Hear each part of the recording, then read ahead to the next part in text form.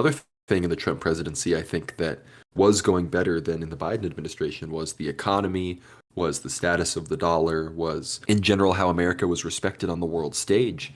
And right now we're just witnessing de-dollarization happening directly before our very eyes. There's just the sheer amount of just shifts in the world currency market and in how trade is conducted between nations and energy is traded and LNG and gas and oil is purchased. It's crazy. I mean, just for to list a few examples, India is working with 18 other countries to do trade directly in rupees. These include not only neighbors like Bangladesh and developing countries in Africa, but also staunch U.S. allies and vassals like Germany, UK, and New Zealand. Malaysia, Indonesia, Singapore, and Thailand now have a digital payment system that enables settlements entirely in local currencies. For the first time, China just bought liquefied natural gas from the UAE using entirely yuan. 15% of China's trade and cross-border payments are already happening in yuan. Kenya's president announced that Saudi Arabia and the UAE will sell oil for Kenyan shilling. A whole bunch of other relations between Kenya, Iraq, Egypt has joined the BRICS Bank. This is a great one. Indonesia, their president, has told their people to stop using Visa and MasterCard. I believe they're considering banning it outright for their own local alternatives because they're totally spooked about what the U.S. and other countries did to Russia during the sanctions and how Visa and MasterCard were able to shut down their services and kind of cripple a few different markets for a brief period before they could come up with an alternative. And of course, Brazil, the largest country in South America, they're enabling yuan payments. And this all comes on the heels of the Iran-Saudi Arabia peace agreement and, reopening of relations brokered by China. And we, of course, now see Iran and Israel having flare-ups more than usual. In Syria, of course, where China and Iran have also been great supporters of Bashar al-Assad. So this de-dollarization is really crazy. And again, remember, the U.S. effectively went to war with Saddam Hussein because of a lot of his trades with Iran for oil in non-dollars and their threatening of the petrodollar's hegemony. So this really is huge and is putting us back to a time well before, a lot of people were born today from a global currency and international relations perspective. Yeah, that's right. It seems that we are entering this brave new world, which isn't really dependent on the US petrodollar's hegemony. Well, we're not quite there yet because most countries, of course, still hold the US dollar as its kind of reserve. Countries actually hold reserves of US dollars instead of gold these days in order to kind of back up their local currency.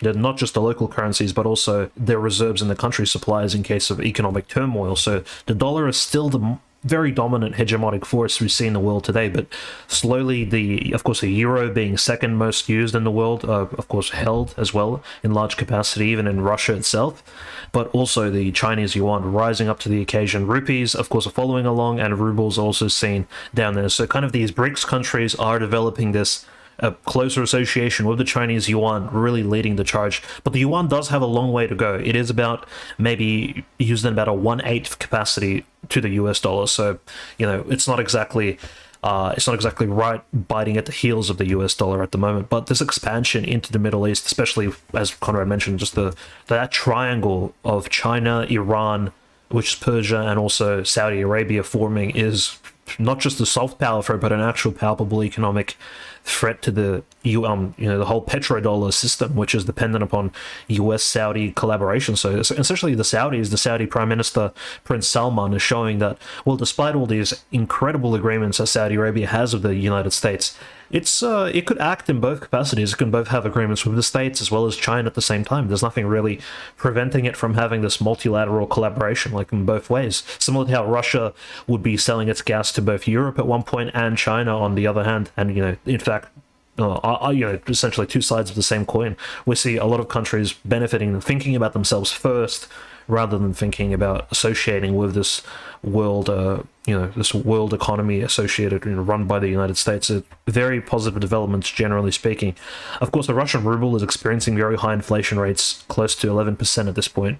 Probably the sanctions, as well as some of the economic emergency measures taking place in Russia. The Russian economy is still in this transition mode, and also just the fact that, as Conrad mentioned, the Indonesian president joking about Russian funds being frozen.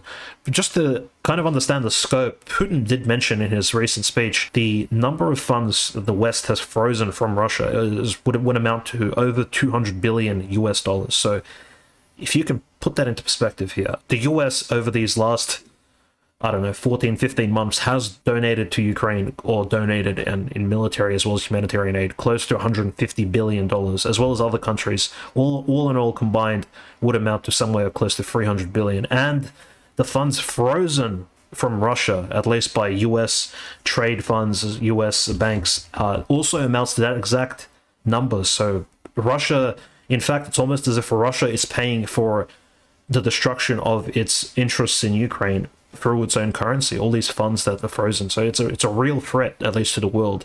Being associated with funds such as the IMF, taking these international European American loans, there's a huge implication long term. And frankly, I think myself and Conrad, we do welcome this multipolarity, because moving away from the progressive powers of the world to a more sensible backing, with China, with India, with these more traditional economies, I think it will improve at least not just the economical kind of relations of world powers, but also the culture in the world. No longer will the countries need to associate themselves with whatever degeneracy is happening within the United States or Europe. There'll be a kind of this wall separating the various second world and rising countries and these first world progressive holes in which Nashville shootings occur, and where Christian children and religious traditional children are getting killed. And frankly, that culture needs to be isolated and frankly destroyed within itself, kind of, as a disease. And I think with the proper management internally and the proper direction and the proper, strong man coming and making things right, this de-dollarization could very much serve to benefit the people of America, to bring about a more America-first economy, to bring about an American sphere of influence that's more realistic and more close to our borders and not far-flung and happening to always coincide with destroying Orthodox civilization, whether it be in Serbia or the Middle East or Russia or Belarus or Georgia or wherever it is that we feel intent on pushing butt sex. Follow us again, subscribe to us on YouTube. We've posted some clips. We're trying to get we've gotten some clips made from some very helpful people. You know who you are. Thank you very much for the help on the clips that we've posted on the channel. If you want things to send to people that aren't, an hour, 20 minutes plus long, we know those are a bit long, so you can send those clips, give people a taste of what they're missing. God bless.